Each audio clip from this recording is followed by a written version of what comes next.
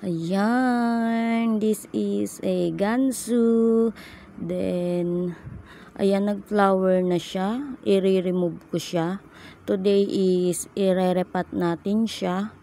Ayan, i-remove ko na yung kanyang flower. Kasi, tingnan nyo, nasira na yung kanyang form. Then, ayan, ililipat nga natin siya. At maganda kasi siya pag naka-separate. Then, ito pag na-stress is sobrang ganda niya. Pink yung color niya. Ayan, start na natin siyang repat. Ihiwalay ko na siya. Tatlo sila dito sa pot. Then, ayan, lumaki na sila. At ito is si gansu, si compactum, then si Baron Bold. Ayan. Today is iriripat ko ito, then ikakat ko yung aking Baron Bold. Ayan, dito ko siya iriripat. Sana is, ayan, maging okay siya dito. Ang ginamit kong soil is loam soil, then merong konting pumice stone. Ayan. Yan na ang aking soil mix na ginagamit. Tingnan nyo, hindi pa siya ganong pink. Tapos, dehydrated siya kasi hindi ko pa nga siya niwa-water at ire-repat ko siya.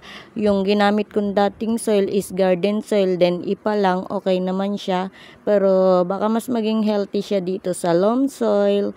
Ayan. Andito, meron na kasi itong halong mga fertilizer. Ayan, kaya sana is maging healthy siya din. Ayan, iripat na nga natin at para maging okay siya. Ang taas niya na at ayan, sana is ma-stress siya para lumabas yung kanyang pagka-pink na color. Ayan, ang aking ginamit na soil mix is loam soil, then pumice stone. Ayan. Sana is maging okay siya dito. Ang taas niya na din. Once na maging stable siya, ika-cut ko para magka-babies ulit yung pinagkatan natin. Today is repat muna natin siya. Then once na maging stable, ayan, tsaka natin siya i-cut kasi mataas na din siya.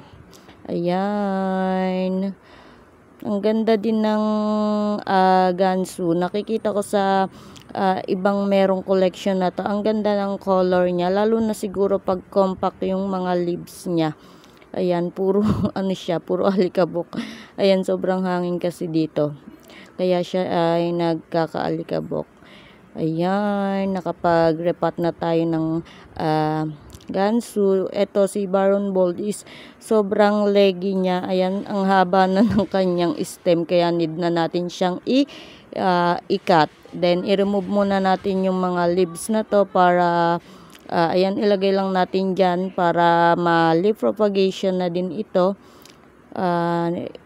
Tanggalin muna natin yung mga leaves niya para po once na kinat natin is okay siya at hindi matamaan yung kanyang mga leaves. Then, ayan, sobrang leggy niya na.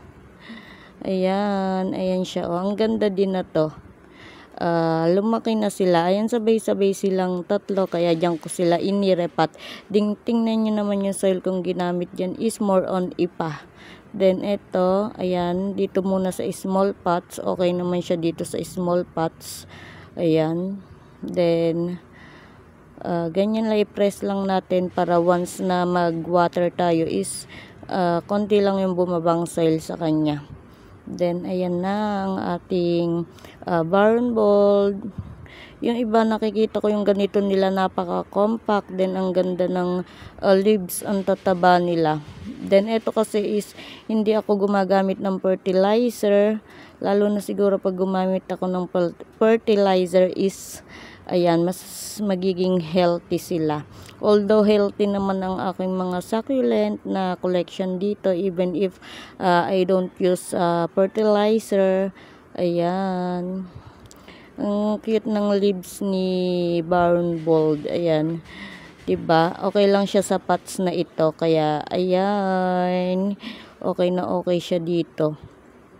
Diba napakadali lang mag-repot and mag-propagate ng mga succulent. Ayan. Ito is nasa rain or shine area lang siya. Ayan, at okay naman siya doon. Ito is hindi ko muna siya ilalagay sa sun. Then, dito muna siya sa shaded para hindi siya masunburn. Sobrang init kasi. Then, ito ang aking compactum.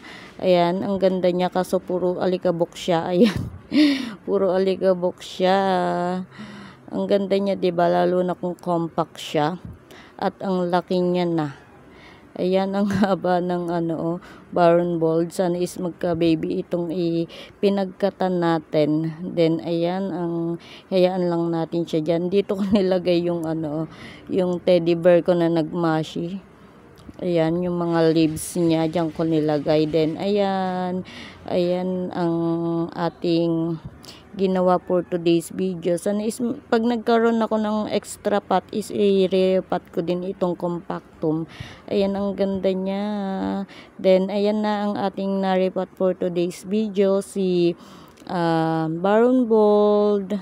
Ayan, at ang ganda niya, diba? Then ayan, i-remove natin yung dumi dyan. Then ayan, at eto si Gansu. Sana is siya maging healthy. Then lumabas yung pagka pink color niya, diba?